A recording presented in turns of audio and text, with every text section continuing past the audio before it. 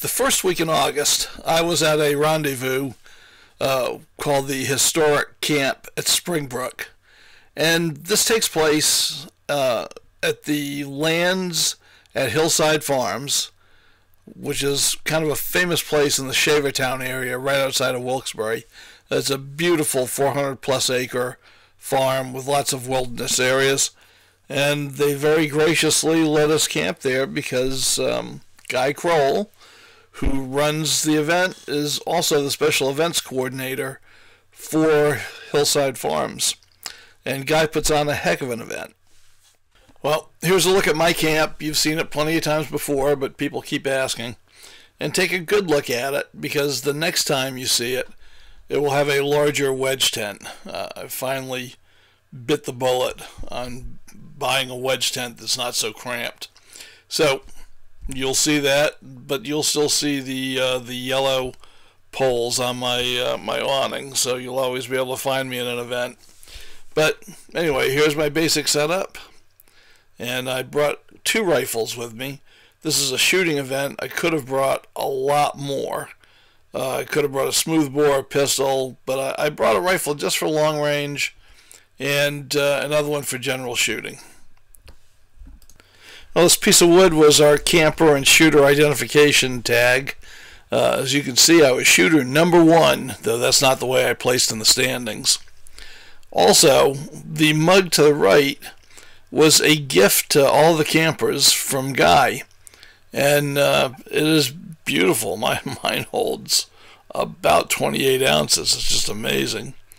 So let's take a look at some of the event. Well, the camp officially started on Friday morning when Guy Kroll raised the Betsy Ross flag to the top of the flagpole, as we all stood to attention and paid our respects to the flag of our nation. Well, let's take a little 270-degree view of the encampment here.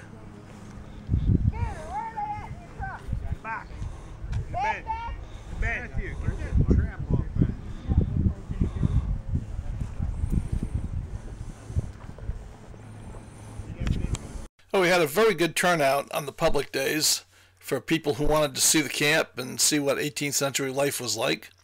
Some of them showed up in period correct attire, and some of them didn't, but everybody seemed to have a pretty good time. And we even got some coverage in the local press. Both the Wilkes-Barre Times-Leader and the Citizen's Voice sent reporters and photographers. The local NBC affiliate, WBRE out of Wilkes-Barre, sent reporter Anja Whitehead out at 4:30 in the morning on setup day to do live shots for the event. Guy Kroll and Tom Sawyer were the only ones there at the time, but they did a good job representing us. And Anja did live shots every half hour from the camp during the early morning hours. It's pretty interesting. Later on, she expressed a desire to learn to shoot a flintlock rifle, and she was back that afternoon. I'm here with Anja Whitehead. Hi. She's on Wilkes-Barre channel what? WBRE 22 and 28. WBRE and WYOU. And what are you doing up here? I covered this event this morning, and I've been practicing my shooting, so we're going to see how I can do. Okay, let's see if you can hit the paper. Let's see. Don't raise it up this time. You should be good.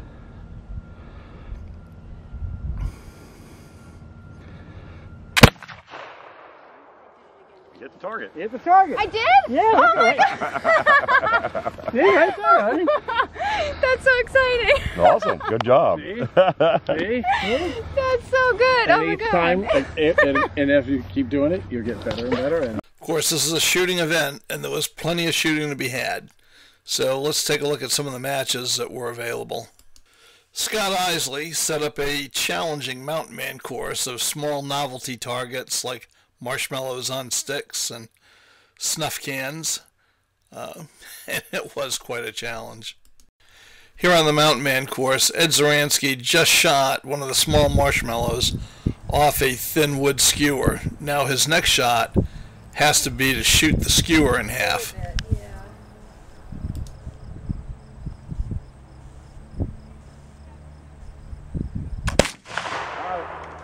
Beautiful, yep.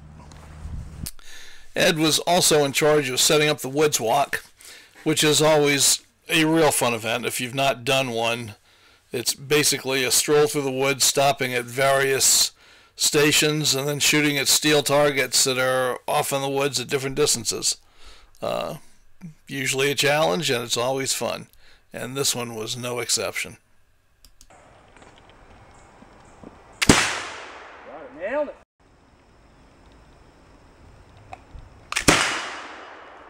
Between the trees? Yeah. Who, Adam Dobb? No, that's the physician. I'm only talking to the doctor.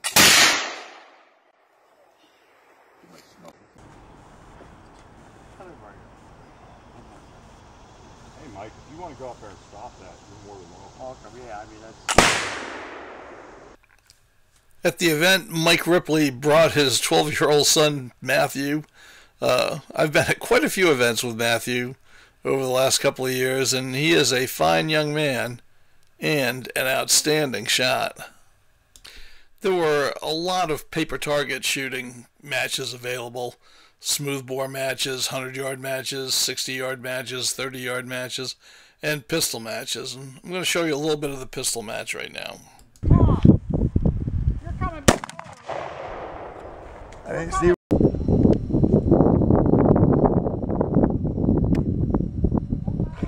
Well, the priming went off. It worked.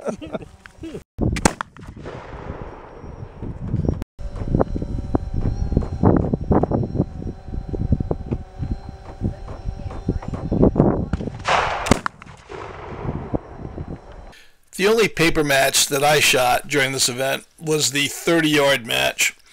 And the target for that is that bottle target that you can see in the upper left-hand corner of this frame that Larry Gibson's looking at. So let me share with you the results of that match. Mike Bellevue and I tied, and I beat him on the coin toss. That will definitely be in the video. I like that shirt. Mike Bellevue, you got second. Mike Ripley won the overall aggregate, so he won the grand prize for the day. We did it up like an ag.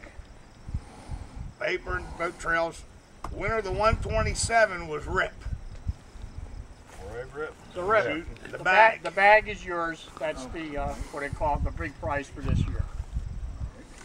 And that comes from Mr. Tom Sawyer. So maybe he'll autograph it for you or something.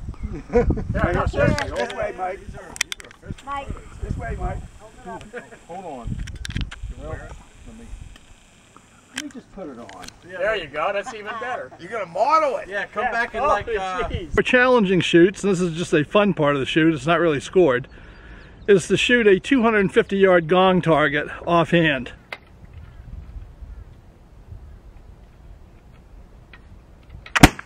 And he whacks it.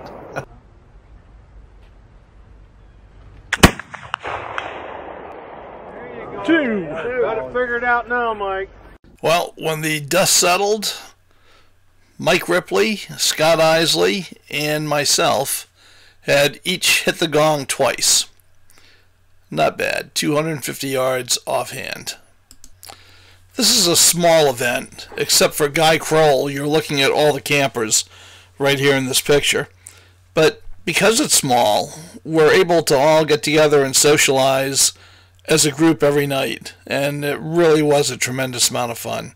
On the last night of camp, Guy had arranged some entertainment, so we had music, and we got to enjoy the entertainment and a campfire and the company of good friends, until finally it was time to go to bed, and we wrapped up another camp. So that was it for the historic camp at Springbrook on the Lands of Hillside Farms. I really had a great time this year again, and I plan on being back next year. And there's plenty of room, so maybe you could come on down too.